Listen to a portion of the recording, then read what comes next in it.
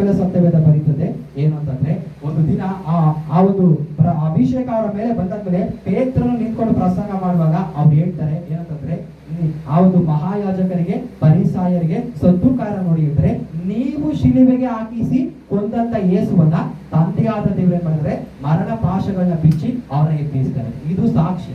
ಅಲ್ಲೆಲ್ಲ ಅದಕ್ಕೆ ಹೇಳ್ತಿದ್ದೀನಿ, ನೀವು ಪ್ರಾರ್ಥನೆ ಮಾಡಿದ್ದು ವ್ಯರ್ಥ ಅಲ್ಲ, ದೇವ ಸಮ್ಮುಖಕ್ಕೆ ಬಂದಿದ್ದು ವ್ಯರ್ಥ ಅಲ್ಲ, ದೇವರಿಗೋಸ್ಕರ ಖರ್ಚು ಮಾಡಿದ್ದು ವ್ಯರ್ಥ ಅಲ್ಲ. ಇದು ಒಂದಲ್ಲ ಒಂದು ದಿನ ಬರತಕ್ಕಂಥ ಸಮಯದಲ್ಲಿ ಈಗ ಆಗ್ಬೇಕು, ಮುಂದೆ ನಿಮ್ಮ ಪ್ರಾರ್ಥನೆ ಒಂದು ದಿನ ಸಾಕ್ಷಿ ಆಗ್ತದೆ ಎಂಬುದಾಗಿ ಈ ಮುಂಜಾನೆ ದೇವರು ಹೇಳ್ತಾರೆ. ಅಲ್ಲೆಲ್ಲ ಪೇತ್ರನ ದೇವರು ಕರ್ಕೊಂಡ್ ಬಂದಿದ್ದಾರೆ, ಆದ್ರೆ ಕರ್ಕೊಂಡ್ ಬಂದಿದ ತಕ್ಷಣ ಸಾಕ್ಷಿ ಅಂತಂದ್ರೆ ಇಲ್ಲ. ಆದ್ರೆ ಯೇಸು ಸ್ವಾಮಿಯವರು ಭೂಮಿಯ ಬಿಟ್ಟು ಪರಲೋಕದಲ್ಲಿ ತಂದೆಯ ಬಲಗಡೆಯಲ್ಲಿ ಆಸನ ಸಿಂಹಾಸನ ಆಗಿರತಕ್ಕಂಥ ಸಮಯದಲ್ಲಿ ಆ ವ್ಯಕ್ತಿ ಪರಿಶುದ್ಧಾತ್ಮನ ಅಭಿಷೇಕ ಹೊಂದ್ಕೊಂಡು ಪೇತ್ರನ ಹೇಳ್ತಿದ್ದಾನೆ ಏನಂತಂದ್ರೆ, ನೀವು ಏನ್ ಮಾಡಿದ್ರಿ ಅಂತಂದ್ರೆ ಯೇಸುವನ್ನ ಶಿಲುಬೆಗೆ ಹಾಕಿ ಕೊಂದಿದ್ದೀರಾ ಎಂಬುದಾಗಿ. ಅಲ್ಲೆಲೂಯ್ಯ. ಇವತ್ತು ದೇವರು ನಮ್ಗೆ ಅದನ್ನೇ ಹೇಳ್ತಾ ಬರ್ತದ್ರೆ, ನೀವೇನು ದೇವ ಸಮ್ಮುಖದಲ್ಲಿ ಪ್ರಾರ್ಥನೆ ಮಾಡ್ತಾ ಬರ್ತಿದ್ರು ಅದು ಖಂಡಿತವಾಗಿಯೂ ವ್ಯರ್ಥ ಆಗುವುದಿಲ್ಲ. ಆ ಒಂದು ಪ್ರಾರ್ಥನೆ ಮುಂದೆ ಒಂದು ಕಾಲಘಟ್ಟ ಬಂದಾಗ ಅದು ಸಾಕ್ಷಿ ಆಗ್ತದೆ ಎಂಬುದಾಗಿ. ಹಳೆ ಒಡಂಬಡಿಕೆ ಒಬ್ಬ ಭಕ್ತನ ಬಗ್ಗೆ ನೋಡುವಾಗ ಆ ಭಕ್ತನ ಜೀವಿತದಲ್ಲೂ ಕೂಡ ಹಾಗೆ ಇರ್ತದೆ. ಆ ಯೌವನಸ್ಥ ಹುಡುಗ ಅಲ್ಲೆಲೂಯ್ಯ ಕಾಡಲ್ಲಿ ತಂದೆ ಕೊಟ್ಟಿರ್ತಕ್ಕಂಥ ಸ್ವಲ್ಪ ಕುರಿಗಳನ್ನ ಇಟ್ಕೊಂಡು ಆ ಕುರಿಗಳನ್ನ ಮೇಯಿಸಿರತಕ್ಕಂಥ ಯೌವನಸ್ಥ ಹುಡುಗ ಒಂದು ದಿನ ಕುರಿಗಳನ್ನ ಮೇಯಿಸಿರುವಾಗ ಸತ್ಯವೇದ ಬರ್ತದೆ, ಆ ಕುರಿಗಳನ್ನ ತಿನ್ನಲಿಕ್ಕೆ ಬರ್ತದೆ ಸಿಂಹ ಬಂತು ಎಂಬುದಾಗಿ ಸತ್ಯವೇದ ಬರ್ತದೆ. ಆ ಸಿಂಹ ಬಂದಾಗ ಅವನ್ ಏನ್ ಮಾಡ್ತಾನೆ, ಅದರ ದವಡೆನ ಇಟ್ಕೊಂಡು ಅವನನ್ನ ಕೊಂದು ಹಾಕಿ ಕುರಿ ಮರಿನ ಅದರ ಕೈಯಿಂದ ಆ ಒಂದು ಸಿಂಹದ ಕೈಯಿಂದ ಅವನು ಬಿಡಿಸಿಕೊಡ್ತಾನೆ ಎಂಬುದಾಗಿ ಸತ್ಯವೇದ ಬರ್ತದೆ. ಆ ಒಂದು ವಿಷಯ ಆ ಒಂದು ದಾವೀದನಿಗೆ ಮತ್ತೆ ಅವನ ಕುರಿಗಳಿಗೆ ಮಾತ್ರನೇ ಗೊತ್ತಿರೋದು.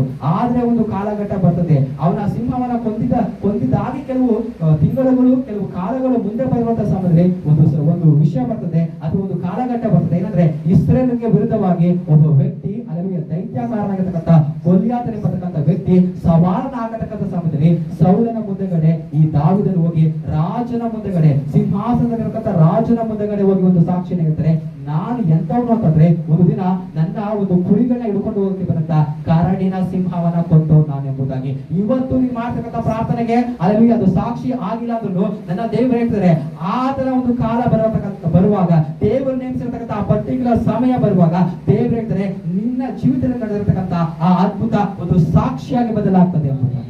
ಅಲ್ಲೆಲೂಯ್ಯ.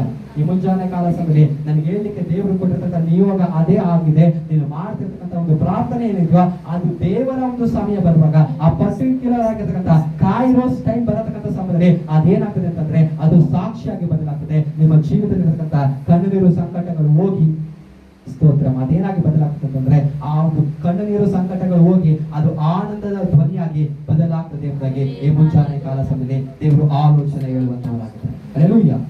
ಆ ಒಂದು ವಾಕ್ಯನೊಂದು ಸರಿ ಓದಿ, ಒಂದು ಅಪೊಸ್ತಲರ ಕೃತ್ಯಗಳು 11ನೇ ಅಧ್ಯಾಯದ 5ನೇ ವಾಕ್ಯ ಸರಿ ಓದಿ.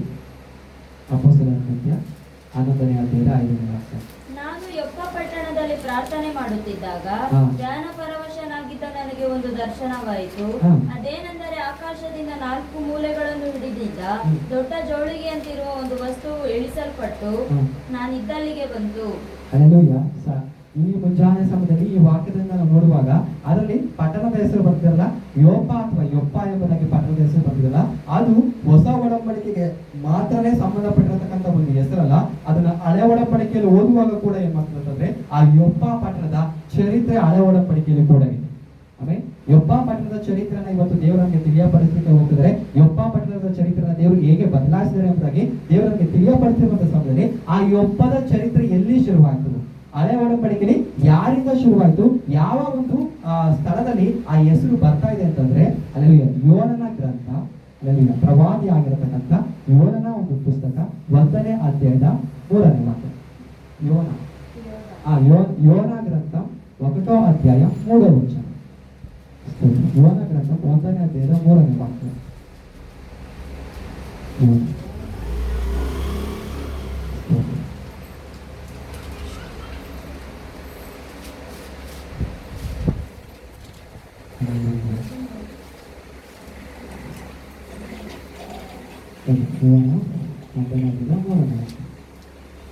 ಆದರೆ ಯೋನನು ಯೆಹೋವನ ಸನ್ನಿಧಿಗೆ ತಪ್ಪಿಸಿಕೊಳ್ಳುವ ಹಾಗೆ ತಾರ್ಷೀಷಿಗೆ ಓಡಿ ಹೋಗಬೇಕೆಂದು ಹೊರಟು ಯೊಪ್ಪಕ್ಕೆ ಇಳಿದು ಅಲ್ಲಿ ತಾರ್ಷೀಷಿಗೆ ತೆರಳುವ ಹಡಗನ್ನು ಕಂಡು ಬಾಡಿಗೆ ಕೊಟ್ಟು ಯೆಹೋವನ ಸನ್ನಿಧಿಯಿಂದ ತಾರ್ಷೀಷಿಗೆ ಪ್ರಯಾಣ ಮಾಡಬೇಕೆಂದು ಹಡಗಿನವರೊಡನೆ ಅದನ್ನು ಹತ್ತಿದನು. ಅಲ್ಲಿ ಬಂತಲ್ಲ ಯೊಪ್ಪ ಎಂಬತಕ್ಕಂಥ ಪಟ್ಟಣ, ಇದು ಇಲ್ಲಿ ಈ ಈ ಒಂದು ಕಾಲಘಟ್ಟದಲ್ಲಿ ಅಥವಾ ಯೋನನ ಪುಸ್ತಕದಲ್ಲಿ ಬಂದಿದೆ.